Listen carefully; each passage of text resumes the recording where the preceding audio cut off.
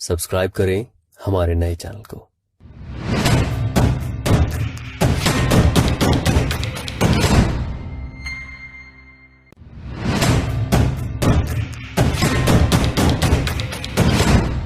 Welcome to Avon study channel.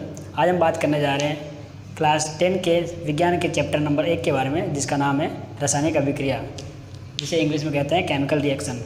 तो आज हम देखेंगे कि रासायनिक अभिक्रिया होती क्या है और उसके प्रकार के बारे में डिस्कस करेंगे। तो रासायनिक अभिक्रिया किसे कहते हैं?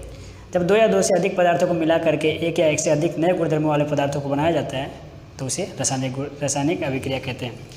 जैसा कि यहाँ पे आप देख रहे होंगे, हाइड्रोजन और ऑक्सीजन को मिला कर क्या बनाते हैं? पानी बनाते हैं। तो यहाँ पे हाइड्रोजन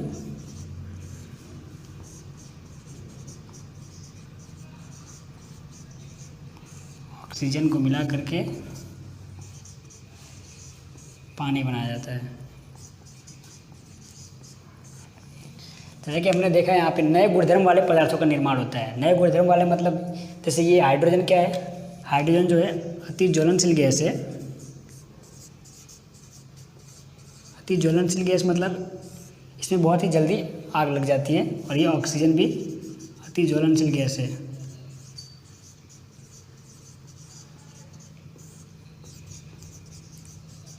मतलब ये हाइड्रोजन और ऑक्सीजन दोनों कैसी गैस है? अति ज्वलनशील गैस है।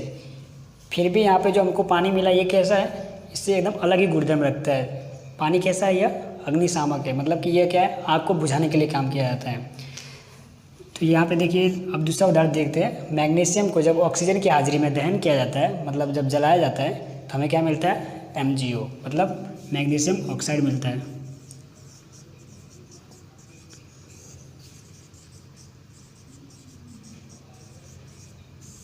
मैग्नीशियम ऑक्साइड जिसका ये गुणधर्म कैसा होता है? अलग होता है। यह एक हमें वाइट धुएं के रूप में नीचे गिरता हुआ दिखाई देता है। कोई भी रासायनिक अभिक्रिया करते हैं तो हम उस रासायनिक अभिक्रिया पर किसी भौतिक परिस्थिति द्वारा उलट प्रक्रिया नहीं कर सकते उसे, किसी भौतिक विधि द्वारा। जैसे कि यहाँ पे हम जिस पदार्थ का उपयोग करके जो हम निपज यानी जो उत्पाद मिलता है हमें, उस उत्पाद में से हम उस पदार्थ को वापस नहीं बना सकते हैं।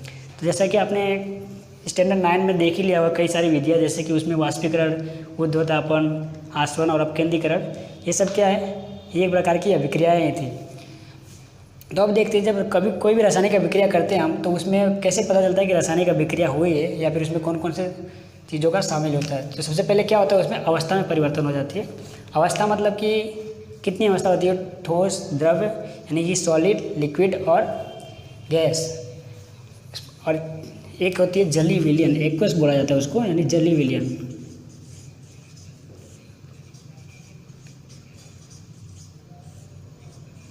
यानी ये 4 अवस्था है, इनमें परिवर्तन हो जाता है। कभी हमें ठोस देखने को मिलते हैं, किसी ठोस में हमें मिलता है, कभी गैस में, कभी द्रव्य में। और दूसरा होता है रंग में परिवर्तन। कोई रासायनिक अभिक्रिया करते हैं तो हमें उसके रंग में भी परिवर्तन देखने को मिलता है। फिर तापमान में, उसके टेम्परेचर में भी हमें परिवर्तन देखने को मिलता है। और कभी कभी रासायनिक अभिक्रियाओं से हमें कुछ गैस की उत्पत्ति भी दिखाई देती है। अब हम देखते हैं दैनिक जीवन में होने वाली रासायनिक अभिक्रिया है। हमारे दैनिक जीवन में बहुत सारी रासायनिक अभिक्रिया होती रहती है। जैसे कि हम कोई भोजन करते हैं तो उसका पाचन जो होता है, हमारे अंदर रासायनिक अभिक्रिया के थ्रू ही पाचन होता है। श्वसन, जो श्वासोच्छ्वास की क्रिया करते हैं, ऑक्सीजन लेते हैं, CO2 बाहर करते हैं, ये भी एक प्रकार से रासायनिक अभिक्रिया ही होगी। लोहे पर जंग लगना, लोहे पर जंग या कोई भी अगर वातावरण में खुली जगह में हम किसी लोहे को रख देते हैं तो हम देखते हैं कभी किसी समय में उसमें जंग लग जाता है। वो हवा में रही हुई ऑक्सीजन के कारण से होता है। और दही का बनना, यह भी एक रासायनिक अभिक्रिया ही है। तो कोई भी रासायनिक अभिक्रिया करने के लिए मुख्यतः 2 चीज़ों की जरूरत पड़ती है, यानी कि 2 महत्वपूर्ण अंग होते हैं। सबसे पहला होता है अभिकारक और दूसरा होता है उत्पाद। तो अभिकारक किसे कहते हैं? जिन 2 पदार्थों को मिलकर, 2 या 2 से अधिक भी पदार्थों को मिल करके जो मतलब जो प्रक्रिया में भाग लेते हैं, शॉर्ट में समझे तो जो प्रक्रिया में भाग लेते हैं उससे क्या कहते हैं? वो अभिकारक कहते हैं। और जो प्रक्रिया के भाग के मतलब जो प्रक्रिया में जो भाग लेने वाले पदार्थों के द्वारा जो हमें मिलता है उसे उत्पाद कहते हैं। जैसे कि शॉर्ट में समझे तो प्रक्रिया में भाग लेने वाले पदार्थ।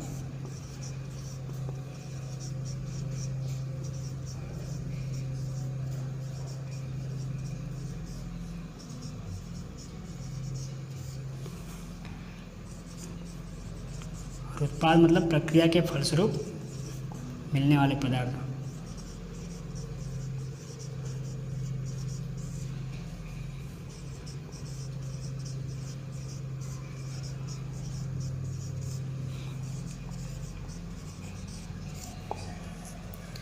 तो इसे कहते हैं अभिकारक और उत्पाद। अब हम देखते हैं रासायनिक अभिक्रिया का समीकरण कैसे बनाया जाता है, कैसे संतुलन किया जाता है, उसके बारे में डिस्कशन करते हैं।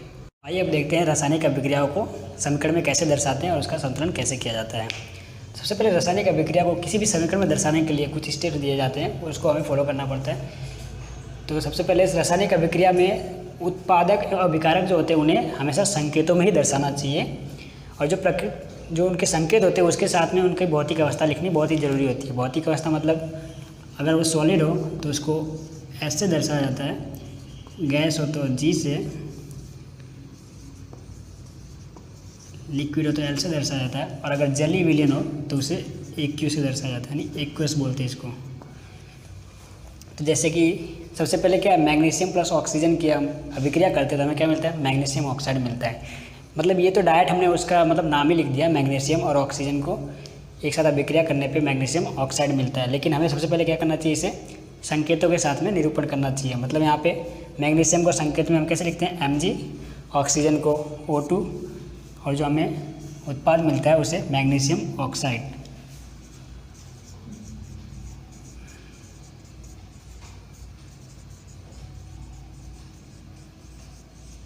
Magnesium oxide. लेकिन ये क्या अभी भी संतुलित समीकरण नहीं है। संतुलित समीकरण इसे क्या असंतुलित समीकरण करेंगे, क्योंकि यहाँ पे अवस्थाएं नहीं दर्शाई गई। इसे संकेतों में तो दर्शा दिया गया है लेकिन इसमें अवस्थाएं नहीं लिखी गई। तो क्या करना पड़ेगा हमें, स्टेप 3 अवस्था के साथ में इसको दर्शाना पड़ेगा। मैग्नीशियम हमें किस रूप में मिलता है, तो सॉलिड रूप में मिलता है, इसलिए इसके लिए एस लिखेंगे। ऑक्सीजन क्या है, गैस है, इसलिए जी। मैग्नीशियम ऑक्साइड ये सॉलिड रूप में हमें मिलता है, इसलिए इसको एस से दर्शाएंगे। तो अब ये क्या हुआ, ये संतुलित समीकरण हो गया। तो अब देखते हैं कि रासायनिक अभिक्रिया जो असंतुलित समीकरण होता है उसे संतुलित कैसे किया जाता है। तो हम एक एग्जाम्पल के द्वारा समझेंगे। जैसे यहाँ पे Fe फेरस दिया गया है और ये H2O यानी कि पानी, इसकी अभिक्रिया करने में हमें Fe3O4 और H2 गैस क्या होती है, मुक्त होती है। तो सबसे पहले क्या करने का, किसी भी समीकरण का हमें रासायनिक मतलब संतुलन करना हो तो उसमें तत्व लिखने का, फिर अभिकारक एवं उत्पाद, ये तीनों अलग अलग ब्रैकेट बना देने का। फिर तत्व में कौन कौन से तत्व यहाँ पे लिए गए हैं, सबसे पहले Fe फेरस, फिर H यानी हाइड्रोजन और ऑक्सीजन, ये तीनों तत्व से मिल करके पूरा समीकरण बना है। तो यहाँ पे फेरस, सबसे पहले फेरस देखने का, अभिकारक में उत्पादन दोनों साइड देखने का। अभिकारक में फेरस की कितनी संख्या है, तो 1 है, और उत्पाद में 3। इसी तरह से हाइड्रोजन अभिकारक में 2 और उत्पाद में भी 2, मतलब ये क्या है, संतुलित है। और ऑक्सीजन क्या है, 1 है और उत्पाद में यहाँ पे 4 है। किसी भी समीकरण संतुलित करने के लिए पूरा मतलब सेम होना चाहिए, अभिकारक में भी सेम होना चाहिए, उत्पाद में भी सेम होना चाहिए। दोनों साइड जो परमाणु होते हैं वो कैसे एक जैसे होने चाहिए, मतलब सेम होना चाहिए परमाणु की संख्या। तो इसे संतुलित करने के लिए सबसे पहले क्या करेंगे, यहाँ पे Fe का अभिकारक में 1 अणु है और उत्पाद में 3 है, तो क्या करना पड़ेगा, अभिकारक में 3 से गुणा करना पड़ेगा। तो यहाँ पे कितना हो जाएगा, 3। यहाँ पे हम क्या करेंगे, 3 से गुणा किया। फिर हाइड्रोजन देख लेते हैं, अभिकारक में भी 2 है और उत्पाद में भी 2 है, मतलब ये क्या है, संतुलित है, इसे किसी से मल्टीप्लाई करने की आवश्यकता नहीं है। और यहाँ ऑक्सीजन क्या है, अभिकारक में 1 है और उत्पाद में 4 है, तो क्या करना पड़ेगा, अभिकारक को 4 से मल्टीप्लाई करना पड़ेगा, मतलब कि 4 हो जाएगा।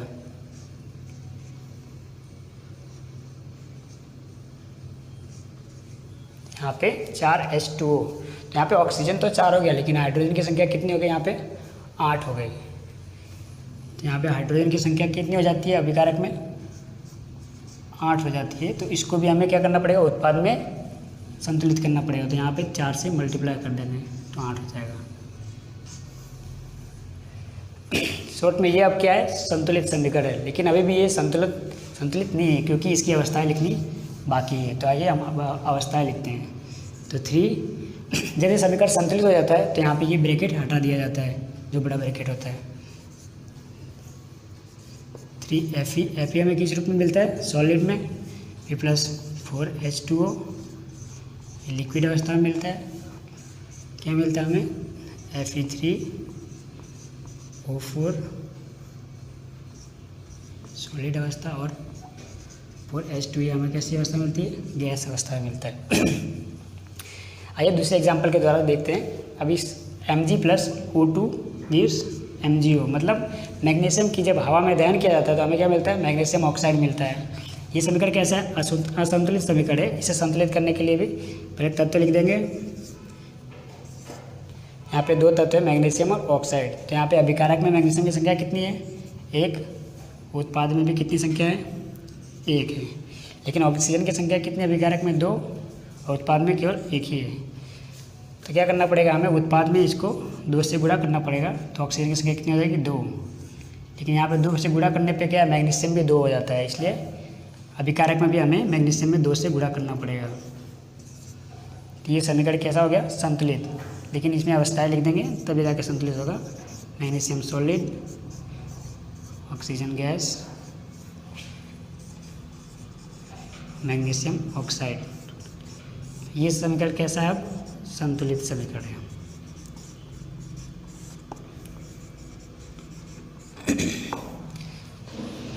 तो हम ये रासायनिक समीकरण को संतुलित करना सीखे। तो आइए सीखते हैं कि ये रासायनिक समीकरण संतुलित करना क्यों आवश्यक है, इसके पीछे नियम क्या है, इसके बारे में डिस्कस करते हैं। तो आइए फ्रेंड्स देखते हैं किसी भी रासायनिक समीकरण को संतुलित करना क्यों आवश्यक है। तो किसी भी समीकरण को संतुलित करना क्यों आवश्यक है, उसके लिए आपने जैसे कि स्टैंडर्ड 9 में डिस्कशन कर ही लिया होगा कि उसमें द्रव्यमान संरक्षण का नियम साफ सबको पता होगा। द्रव्यमान संरक्षण का नियम क्या होता है? द्रव्यमान संरक्षण के नियम में किसी भी रासायनिक अभिक्रिया में न तो द्रव्यमान का निर्माण होता है और ना ही उसका विनाश होता है। मतलब ना ही एक्स्ट्रा द्रव्यमान का आप निर्माण कर सकते हो और ना ही किसी द्रव्यमान की किसी भी अणु का विनाश होता है। तो इस पर से क्या निष्कर्ष निकलता है कि कोई भी रासायनिक अभिक्रिया में जो उत्पाद होता है एवं अभिकारक होता है, उत्पाद के साइड में जितने परमाणु हैं उसकी संख्या और जो अभिकारक के साइड में जो जितने परमाणु हैं उनकी संख्या दोनों साइड कैसी होनी चाहिए? इक्वली होनी चाहिए। तो उसे क्या होता है? द्रव्यमान संरक्षण का नियम कहते हैं। तो आइए अब देखते हैं रासायनिक अभिक्रियाओं के प्रकार कितने होते हैं, कौन कौन से, उसके बारे में डिस्कशन करते हैं। तो सबसे पहले रासायनिक अभिक्रिया के प्रकार में संयोजन अभिक्रिया आती है। संयोजन अभिक्रिया मतलब कॉम्बिनेशन रिएक्शन। कॉम्बिनेशन रिएक्शन में क्या होता है? किसी भी अभिक्रिया में मतलब कि 2 या 2 से अधिक अभिकारक मिलकर एक उत्पाद बनाते हैं। मतलब पदार्थ की संख्या कितनी होगी? 1, 2 या फिर उससे अधिक हो सकती है, लेकिन हमें जो उत्पाद मिलेगा वो कितना होगा? 1 ही होगा। मतलब हमें उत्पाद 1 ही मिलता है। जैसे कि यहाँ पे A और B 2 पदार्थ हैं, तो उत्पाद में हमें क्या मिला? C, ओनली 1 ही पदार्थ मिला है। जैसे एग्जाम्पल के तौर पर देख लेते हैं कोयले का दहन। कोयले को हम कैसे निरूपित करते हैं? C से। वो कैसा होता है? सॉलिड स्वरूप में होता है। उसे ऑक्सीजन की हाजिरी में जब दहन किया जाता है तो हमें कैसी गैस मिलती है? CO2 गैस मिलता है। यानी उत्पादन में हमें क्या मिलता है? सिर्फ CO2 गैस ही मिलती है। दूसरा जैसे एग्जाम्पल देखते हैं जल का निर्माण, यानी कि पानी कैसे बनता है। पानी बनाने के लिए क्या है? हाइड्रोजन और ऑक्सीजन, मतलब 2 हाइड्रोजन के अणु और 1 ऑक्सीजन का अणु मिलकर के क्या बनाते हैं? अपने पानी बनाते हैं। देखते हैं रासायनिक अभिक्रिया का दूसरा प्रकार जो है वियोजन अभिक्रिया के बारे में। वियोजन अभिक्रिया में क्या होता है? एक अभिकारक टूट कर 2 या 2 से अधिक उत्पाद में बदल जाए तो उसे क्या कहते हैं? वियोजन कहते हैं। मतलब इसमें क्या होता है? अभिकारक जो होता है वो टूट करके 2 या अधिक पदार्थों में बदल जाता है। तो वियोजन अभिक्रिया के लिए टोटल 3 प्रकार है, जैसे कि ऊष्मीय वियोजन, विद्युत वियोजन और प्रकाशीय वियोजन। ऊष्मीय वियोजन में क्या होता है? ऊष्मीय वियोजन में जब किसी अभिकारक को अलग करना हो तो उसमें क्या करते हैं? ऊष्मा प्रदान किया जाता है, यानी कि ऊष्मा के द्वारा उसका वियोजन किया जाता है। उदाहरण के तौर पे यहाँ पे CaCO3 मतलब कैल्शियम कार्बोनेट को जब हम ऊष्मा देते हैं तो कैल्शियम ऑक्साइड और CO2 गैस उत्पन्न होती है। मतलब यहाँ पे कैल्शियम कार्बोनेट का वियोजन होकर के कैल्शियम ऑक्साइड और CO2 गैस मिलती है। तो ये किसका उदाहरण हो गया? वियोजन, ऊष्मीय वियोजन का एक उदाहरण हो गया। दूसरा है विद्युतीय विभाजन। विद्युतीय वियोजन में क्या होता है? 2H2 मतलब पानी में जब हम विद्युत धारा प्रवाहित करते हैं तो उसमें क्या होता है? हाइड्रोजन और ऑक्सीजन के अणु दोनों अलग अलग हो जाते हैं, मतलब 2H2 + O2 दोनों अलग अलग मिलते हैं। और तीसरा है प्रकाशीय वियोजन। प्रकाशीय वियोजन में क्या होता है? जैसे कि यहाँ पे 2AgCl को जब सूर्य प्रकाश दिया जाता है तो उसमें क्या होता है? Ag और O2 अलग होता है। यहाँ पे Ag मतलब कि जो है ना चांदी होता है, मतलब चांदी अलग हो जाता है और ऑक्सीजन वायु अलग हो जाती है। तो इस अभिक्रिया जो ये ऊपर की जो अभिक्रिया है ये नोट कीजिएगा। ये अभिक्रिया का उपयोग हम श्याम श्वेत फोटोग्राफी में करते हैं। श्याम श्वेत फोटोग्राफी मतलब कि ब्लैक एंड वाइट फोटोग्राफी में, ब्लैक एंड वाइट फोटोग्राफी में इसका उपयोग किया जाता है। अब तीसरी अभिक्रिया के बारे में देखते हैं जो है विस्थापन अभिक्रिया। इस अभिक्रिया में क्या होता है? अधिक क्रियाशील तत्व है ना जो वो कम क्रियाशील तत्व के यौगिकों में से विस्थापन कर देता है उसका। जैसे कि यहाँ पे देखिए ये फेरस क्या है? अधिक सक्रिय धातु है और यहाँ पे Cu में जो SO4 है ये क्या है? ये Cu कम सक्रिय धातु है, इसलिए यहाँ पे SO4 का ये इसमें से विस्थापित कर देता है जो है कि Fe के साथ में आता है, मतलब FeSO4 बन जाता है और Cu अलग हो जाता है। तो इस प्रकार से यहाँ पे अधिक क्रियाशील धातु जो है कम क्रियाशील धातु में से उसके यौगिक को अलग कर दिया है यहाँ पे, तो FeSO4 मिलता है। अब देखते हैं चौथे प्रकार द्विविस्थापन अभिक्रिया के बारे में। इस अभिक्रिया में उत्पादों के निर्माण यौगिकों के बीच आयनों के आदान प्रदान से होता है, मतलब उसके इलेक्ट्रॉन्स का आदान प्रदान होता है। जैसे यहाँ पे देखिए सोडियम सल्फेट मतलब Na2SO4 का जब BaCl2 के साथ में अभिक्रिया किया जाता है तो BaSO4 और 2NaCl मुक्त होता है। BaSO4, यहाँ से Ba और यहाँ से SO4, दोनों इलेक्ट्रॉन्स की संख्या कितनी होती है, यहाँ पे 2+ और यहाँ पे SO4 में 2- होती है। तो क्या होता है, ये एक दूसरे के साथ में जुड़ जाते हैं BaSO4। और BaSO4 में क्या होता है, ये सफ़ेद प्रकार के अविलेय अवक्षेप के रूप में हमें ये मिलता है। तो अब हम आगे देखते हैं ऑक्सीडेशन और रिडक्शन के बारे में जानकारी लेते हैं। ऑक्सीडेशन और रिडक्शन के बारे में देखते हैं। ऑक्सीडेशन, जब पदार्थ में ऑक्सीजन की वृद्धि होती है और हाइड्रोजन दूर होता है तो उसमें क्या कहा जाता है, ऑक्सीडेशन कहा जाता है। मतलब कि इसमें क्या होता है, ऑक्सीजन जुड़ता है और हाइड्रोजन दूर होता है। जैसे कि यहाँ पे C+O2, कार्बन के साथ में O2 की अभिक्रिया करने में हमें क्या मिलता है, CO2 मिलता है। मतलब यहाँ पे ऑक्सीजन क्या हुआ, जुड़ा है इसके साथ में, इसलिए क्या हो गया, ये ऑक्सीडेशन प्रक्रिया हो गई। दूसरा रिडक्शन, रिडक्शन में क्या होता है, ऑक्सीडेशन का पूरा उल्टा होता है। जैसे कि पदार्थ में हाइड्रोजन की वृद्धि होती है और ऑक्सीजन दूर होता है। मतलब हाइड्रोजन क्या जुड़ता है और ऑक्सीजन दूर होता है। जैसे कि यहाँ पे Cu हो गया, Cu + H2, जब उष्मा देते हैं तो हमें Cu और H2O मिलता है। तो Cu के साथ में ऑक्सीजन जो होता है वो दूर होता है, इसलिए यहाँ पे रिडक्शन हुआ। और ये रिडक्शन का उदाहरण हो गया। और यहाँ पे H2 के साथ में मतलब H2O जुड़ गया, यहाँ पे O जुड़ गया, तो ये ऑक्सीडेशन हो गया। तो अब देखते हैं रेडॉक्स प्रक्रिया किसे कहते हैं उसके बारे में। तो कोई प्रक्रिया ऐसी होती है जिसमें ऑक्सीडेशन और रिडक्शन दोनों एक साथ देखने को मिलता है, तो उस प्रकार की अभिक्रिया क्या कहता है, रेडॉक्स अभिक्रिया कहा जाता है। जैसे कि ऊपर वाले उदाहरण से समझते हैं, CO + H2, अगर हम उसे उष्मा देते हैं तो हमें क्या मिलता है, Cu और H2O मिलता है। तो यहाँ पे Cu से जो ऑक्सीजन दूर हुआ, यानी यहाँ पे रिडक्शन हुआ, और यहाँ पे H2 के साथ में ऑक्सीजन जुड़ जाता है, तो ये ऑक्सीडेशन हुआ। मतलब ये कैसी प्रक्रिया है, रेडॉक्स प्रक्रिया है। तो आइए अब देखते हैं हम दैनिक जीवन में कुछ ऑक्सीडेशन के जो प्रभाव होते हैं उसके बारे में डिस्कशन करते हैं। अब देखते हैं दैनिक जीवन में ऑक्सीडेशन के होने वाले प्रभाव के बारे में। सबसे पहला है संक्षारण। संक्षारण क्या होता है, जब कोई धातु आर्द्रता, वायु, पानी, अम्ल आदि के संपर्क में आता है तब धातु कैसा होता है, संक्षारित हो जाता है। जैसा कि लोहे पर जंग लगना, चांदी पर काली परत होना या फिर तांबे पर हरी परत जमना, ये सब क्या है, संक्षारण के उदाहरण है।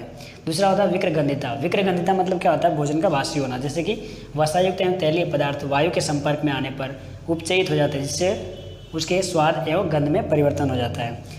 तो क्या होता है, एक तरह से जब भोजन बासी हो जाता है तो उसका क्या होता है, स्वाद और गंध उसका क्या हो जाता है, अलग ही हो जाता है, मतलब परिवर्तन हो जाता है। अब देखते हैं कि विक्रगंधिता को कम करने के लिए कौन कौन से उपाय कर सकते हैं। तो सबसे पहले क्या होता है, जैसे कि पैकेट्स आपने देखा होगा, कुछ मतलब ऐसे उसमें कुछ हवा भरी हुई इस टाइप का आपको लगता है, तो उसमें कौन सी गैस भरी जाती है, N2 गैस भरी जाती है। N2 गैस क्या करती है, यह विक्रगंधिता को रोकने के काम में आती है।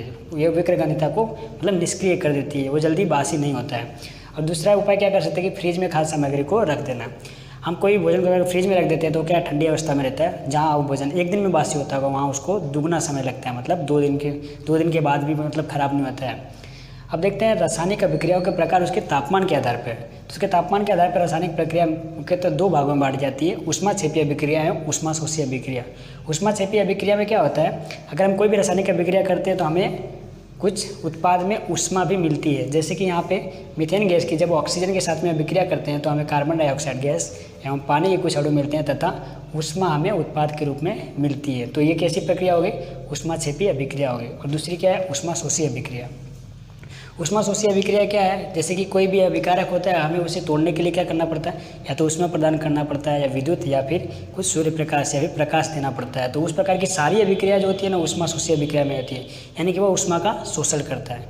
तो इस प्रकार की अभिक्रिया सब क्या होती है, ऊष्माशोषी अभिक्रिया होती है। ऊष्माशोषी अभिक्रिया में सारी जो वियोजन अभिक्रिया होती है सब आ जाती है।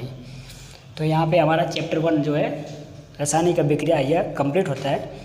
उम्मीद है आपको हमारा जो ये लेक्चर है चैप्टर 1 का समझ आया होगा। अगर आपको समझ आया हो तो वीडियो को लाइक करना ना भूलना और अपने दोस्तों तक शेयर ज़रूर करना। Thank you.